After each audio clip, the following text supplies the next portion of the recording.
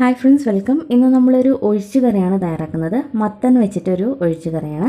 നല്ല ടേസ്റ്റുള്ള ഒരു കറിയാണ്. സാധാരണ നമ്മൾ വെക്കുന്നേക്കാളും കുറച്ച് ഡിഫറെൻ്റ് ആയിട്ടാണ് ഈ ഒരു കറി ഉണ്ടാക്കുന്നത്.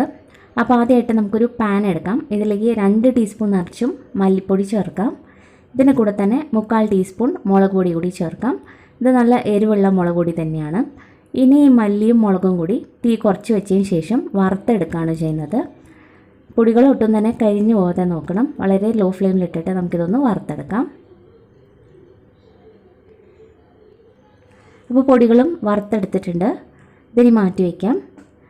ഇനി നമ്മൾ കഴുകി വെച്ചിരിക്കുന്ന മത്തൻ ഒരു മൺചട്ടിയിലേക്ക് മാറ്റിയിട്ടുണ്ട്. ഇതിലേക്ക് ഒരു 10 ചെറിയ ഉള്ളി 2ആയിട്ട് കട്ട് ചെയ്ത് ചേർക്കാം. ചെറുള്ളി ചേർത്താണ് ടേസ്റ്റ് കൂടുന്നത്. അതല്ലെങ്കിൽ നമുക്ക് ഒരു മീഡിയം സൈസായിട്ടുള്ള സവാള ചേർത്താലും മതി. ഇനി 5 പച്ചമുളക് നടുക്കെ കീറിയത് ചേർക്കാം. ഇതിലേക്ക് നമ്മൾ നേരത്തെ വറുത്ത് വെച്ചിരിക്കുന്ന മല്ലിയും മുളകും കൂടി ചേർക്കാം. ആവശ്യത്തിന് ഉപ്പും മുങ്ങിക്കിടക്കാൻ പാകത്തിന് വെള്ളം കൂടി ഒഴിച്ച് നമുക്ക് വേവിച്ചെടുക്കാം. നമുക്ക് അതേ പാനിലേക്ക് തന്നെ തേങ്ങ ചേർക്കാം. ഏകദേശം ഒരു 3/4 കപ്പ് തേങ്ങ എടുത്തിട്ടുണ്ട്. അരമുറി തേങ്ങ കേട്ടോ, ചെറിയൊരു മുറി തേങ്ങ മുഴുവനായിട്ടും എടുത്തിട്ടുണ്ട്. പിന്നെ ഒരു 1/4 ടീസ്പൂൺ കുരുമുളക് ചേർക്കാം.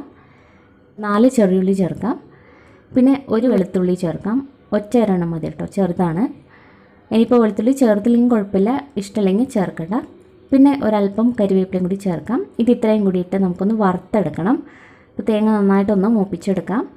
ആദ്യം ഒരു 3-4 മിനിറ്റ് നേരത്തേക്ക് ഹൈ ഫ്ലെയിമിലിട്ടതിന് ശേഷം പിന്നീട് നമുക്ക് തീ കുറച്ച് വെച്ച് ഇത് വറുത്തെടുക്കാം. തേങ്ങ കരിഞ്ഞു പോകാതെ നോക്കണം. നമുക്കങ്ങ് ഒരുപാടങ്ങ് മൂക്കേണ്ട ആവശ്യമില്ല. തീയലിനൊക്കെ മൂപ്പിക്കുന്ന അത്രയും മൂക്കേണ്ട ആവശ്യമില്ല. കുറച്ചും കൂടി ഒന്ന് ആയാൽ മതി.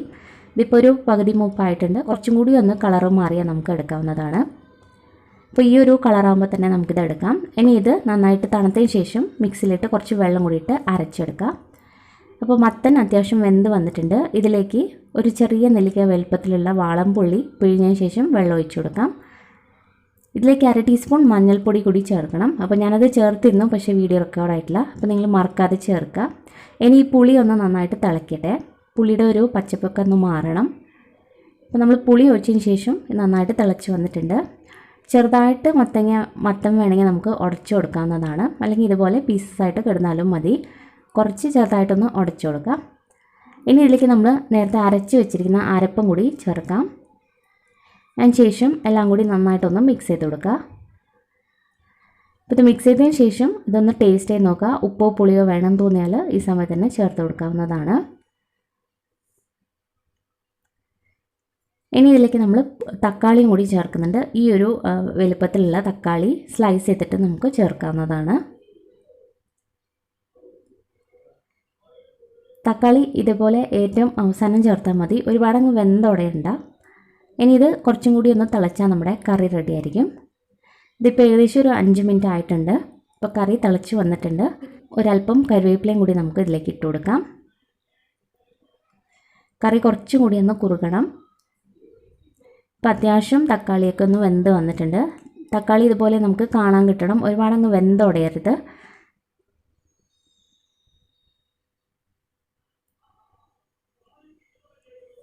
ഇനി ഒരു 3-4 മിനിറ്റും കൂടി തിളച്ചാൽ നമ്മുടെ കറി റെഡി ആയിരിക്കും. തണുത്ത് കഴിയുമ്പോൾ കറി കുറച്ചും കൂടി ഒന്ന് കുറുകും. അപ്പോൾ അത് നോക്കിയിട്ട് വെള്ളം ചേർത്താൽ മതി. ഇനി നമുക്ക് കടുകും കൂടി തളിച്ച് ചേർക്കാം.